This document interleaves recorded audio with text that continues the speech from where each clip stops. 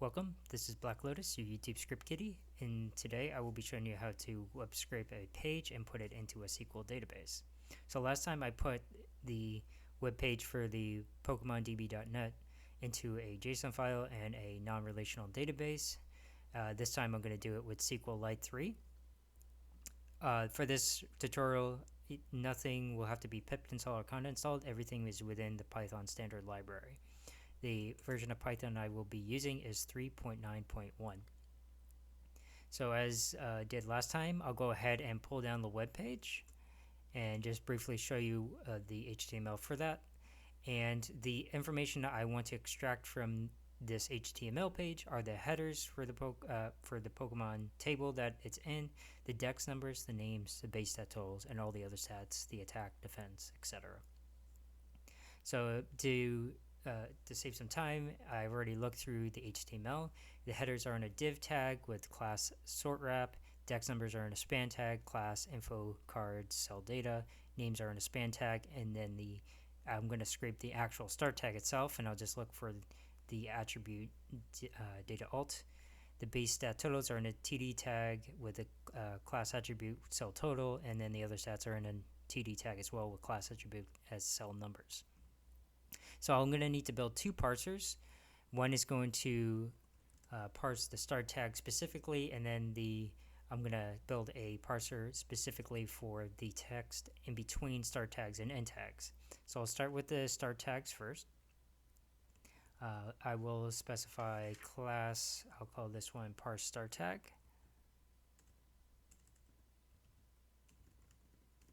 And I'll inherit from the HTML parser.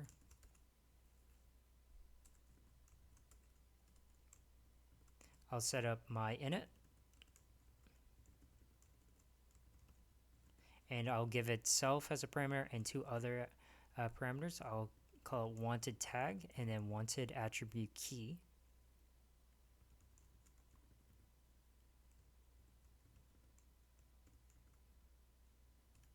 I'll inherit from my superclass.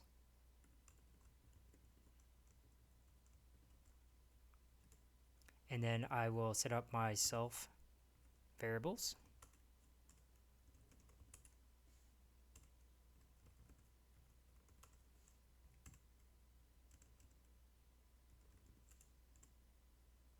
In addition to that, I will also set up a data container, which will be a list.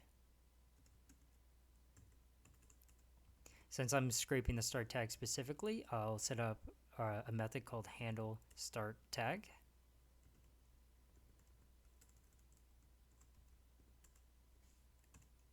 And handle start tag takes three arguments. One is self, the other is tag, and the last one is attributes.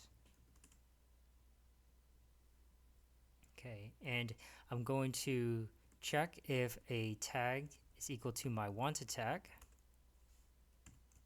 If it is, I'll loop through the attributes in there. So for key and then value in attributes. If the key is equal to self.wanted key, then I will append to my data list the value. That's my first parser. My second parser will parse the text specifically, so I'll call this parse text, and I will inherit from the HTML parser again. I'll set up my init. I will pass it self and wanted tag again. And instead of the wanted attribute keys, I'll just specify the wanted attributes, and this will be a dictionary that I will pass in. I'll inherit from my superclass.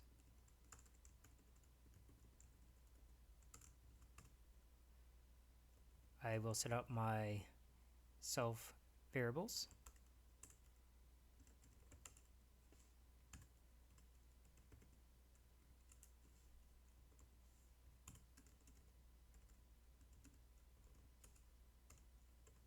In addition to that, I will set up a flag variable. This will be useful for determining which information between the tags I want. And I'll also set up a container, which will be a list again, called self.data. I'll set up my handle start tag, and then after that I'll handle my data and handle the end tag. If I come across a tag that I want to scrape the information from, I'll set my flag to true, collect that data, and then when I handle the end tag, I'll set that flag back to false.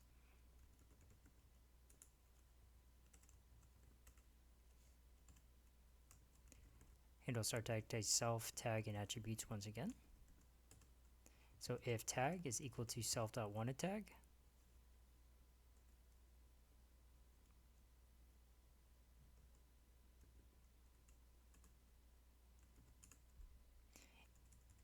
and all of the attributes that I want are in the attributes, then I'll move forward.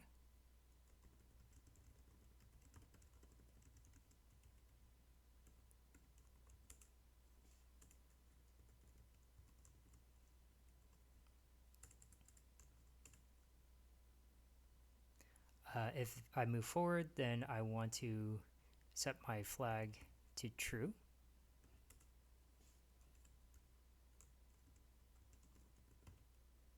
And then handle my data. Handle data takes self and data as its arguments. If self.flag is equal to true, then self.data.append the data in between those tags. And finally, I'll handle my end tag.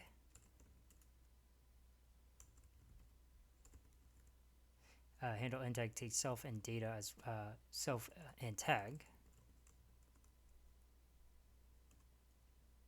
And then if tag is equal to self.wanted tag,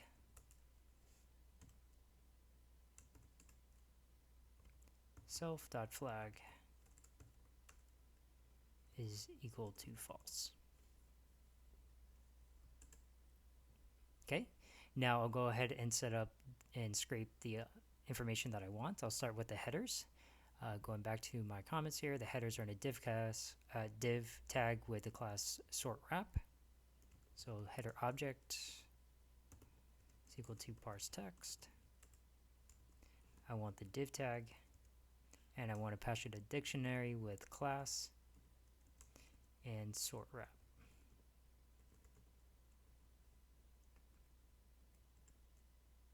I want to feed it the page.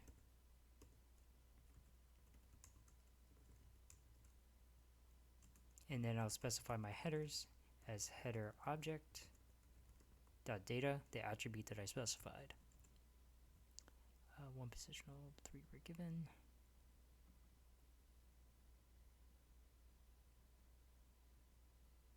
And that's in up here. So I want parse text. Oh, and gotta get rid of that. And then we'll check out the headers. Now for the SQL relational database, the pound sign and the spaces with the dots aren't going to work for that. So, and I'm also not scraping the types for the Pokemon, so I'll get rid of that as well. So the first thing I want to do is headers.remove the type, and then I'll specify that the headers and index 0, headers at index 6, and the header at index 7 will be equal to the dex number, the special attack with a underscore, and then the special defense with an underscore. And then we'll print out our headers again. Oh, headers.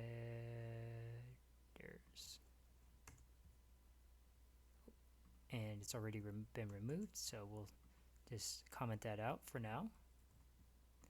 And then we'll say headers, and we see what we want. Okay. The next thing I will do, besides putting a little markdown comment here, is scrape the names of each Pokemon specifically.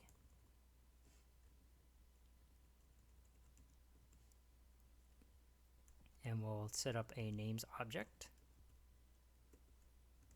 And for this one, I'm going to parse the start tag specifically. And the names are in a span tag, and the class that or the attribute I want is data alt.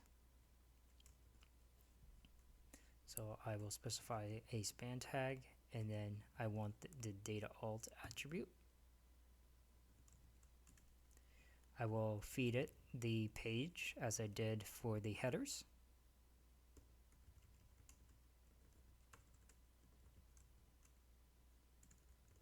And I'll set the names equal to names object dot data. Take a look at the names, and we see the names of the Pokemon that were in those start tags. However, they do have the word icon after each one. So to fix that, we'll set names equal to a list comprehension, and we'll say name dot remove suffix, and then icon, and then we'll strip off any white space for our name in names. And we'll take a look at the names again, and that looks pretty good. The next thing we'll do is scrape the dex number.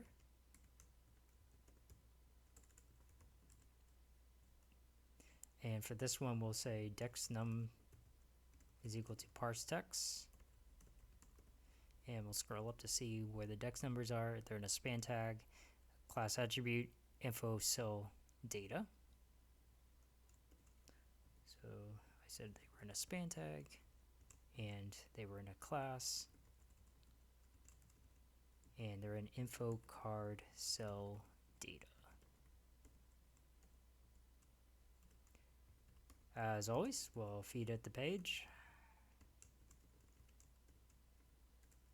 and then we'll say dexnums plural is equal to the dexnum dot data.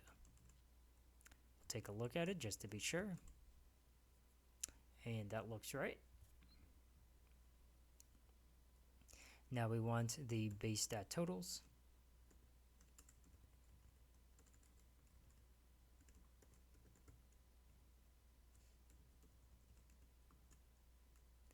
And we'll just say totals equals parse text.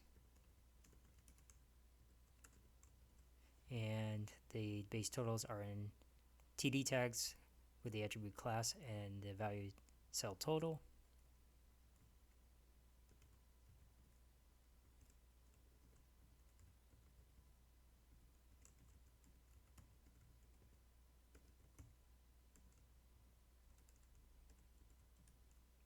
We'll feed it the page, and we'll just call this stat totals is equal to totals dot data, and total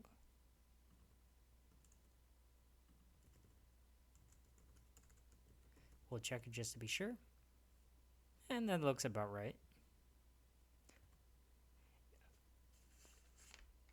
The interesting about the totals is that we'll need to, or the stats that are coming up is that they'll be in groups of 6, but they'll be in one flat list, so that after we scrape the other stats, we're going to have to format it so that they are blocked off in chunks of 6. So we'll say other stats,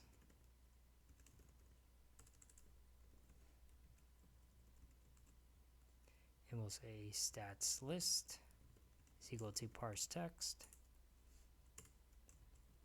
And for this one, it's going to be TD and then class and then cell num. TD, class, and then cell num.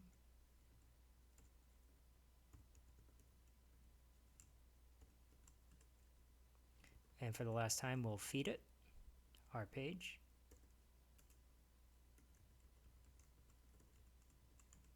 And then we'll call this stat list all stats list. dot data.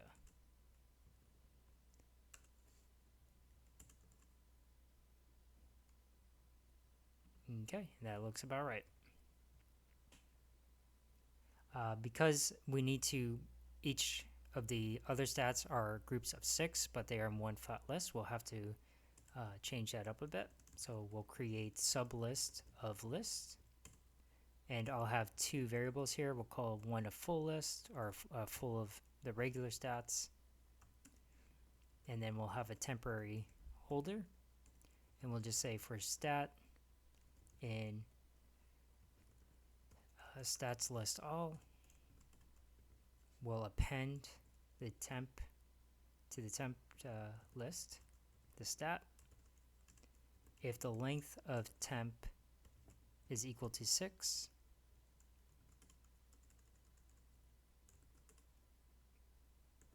then we'll append to full. And then we'll clear the temporary variable.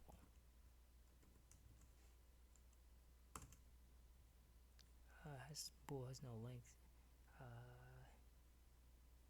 Oh, it should be outside the parentheses. And then we'll check our full, and now we have a list of lists. So each one corresponds to a Pokemon. Finally, we'll declare what we want as a row when we set up our SQLite database. So we'll use some Python built-in magic here with a list map list zip. And this should look familiar to those that are familiar with the problem transforming a matrix. It's slightly different, but it's the same concept.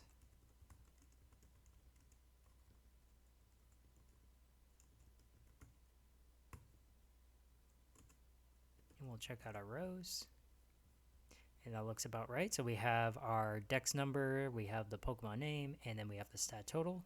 The only thing we need to put onto there is our full variable for the other stats. Now, if we simply append those to it, we'll have a list within a list, but we don't want that. We want to just take each individual value and extend that to each Pokemon. So what I'll do here is I'll say iter full is equal to iter, and then we'll pass it full. And then we'll say for Pokemon in rows, Pokemon.extend the next value in iter full.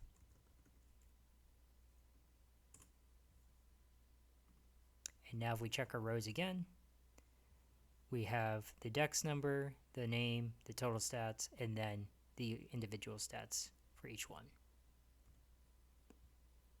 Okay, now it's SQLite time.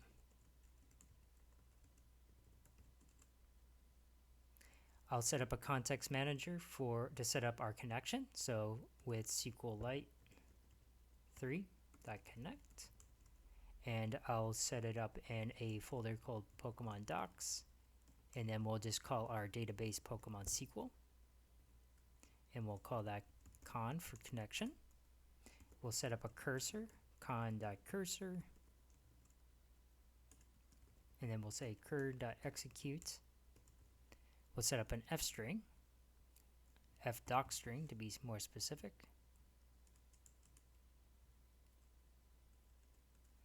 And we will execute our create table. We'll call our table Pokemon.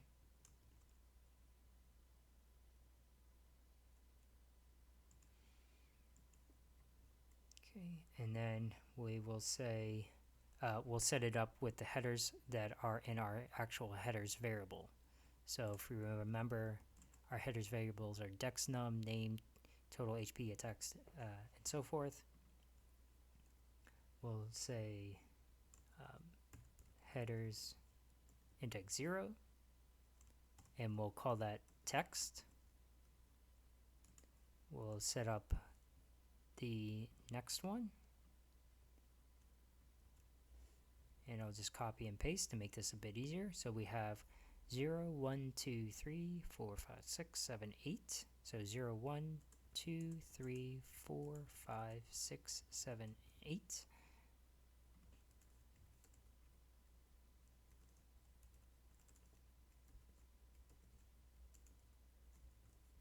And the name will also be text, and then the rest of these will be integers.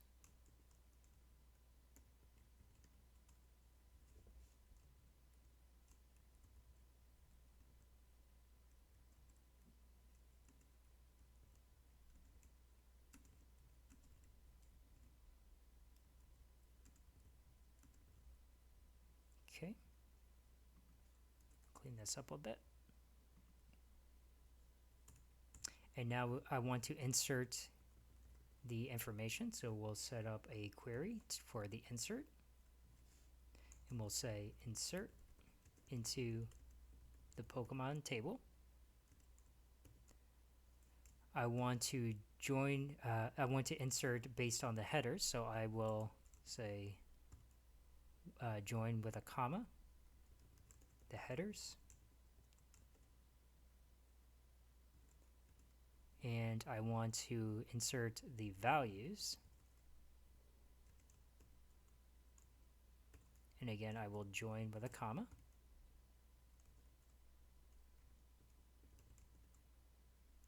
And we'll do this the correct relational database way by using a question mark and then times the length of the headers.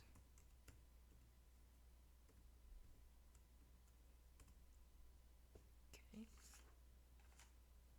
Finally, we'll specify a loop to go through each one of the Pokemon in our rows. So for row and rows, I want to execute the query and give it the row. Finally, we'll commit our execution and close our cursor. And the reason why I did it this way is that even though con is a context manager, cursor is not. And when we go to make queries, I will set up a personal context manager, a custom built one, so that I don't have to continually open and close a cursor. But for now, I have a syntax error near the first one. So we'll say cur.execute f. It doesn't like it that it's on another row. Oh, cur.execute.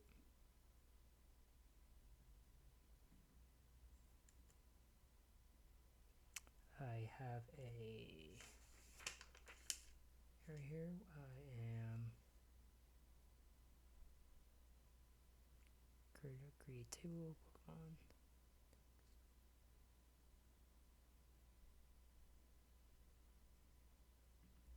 Oh, and I believe that there we go.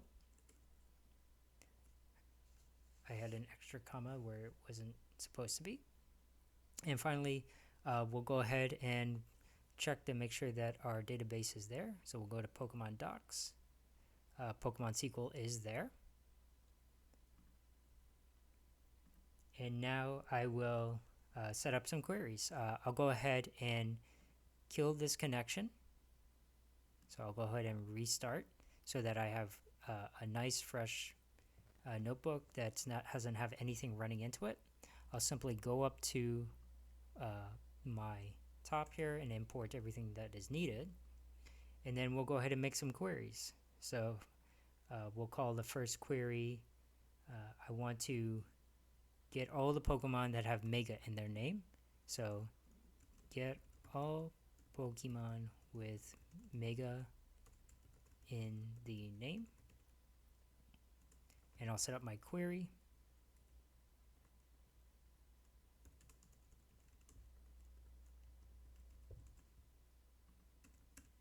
And I'll say select star from Pokemon where name like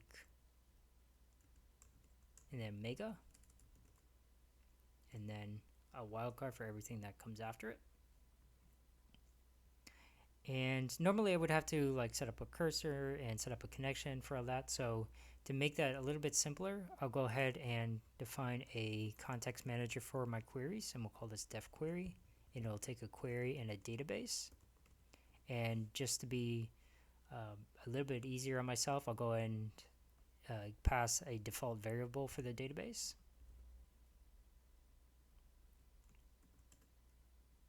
I will try and then make a connection to SQLite 3.connect the database. I'll set up a cursor. I'll yield the result of the query. And then finally, I'll close everything.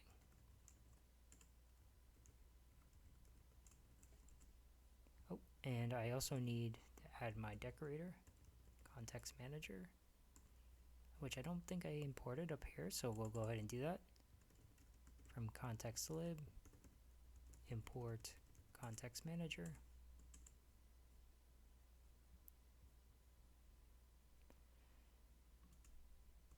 There we go. And we'll use our custom built context manager.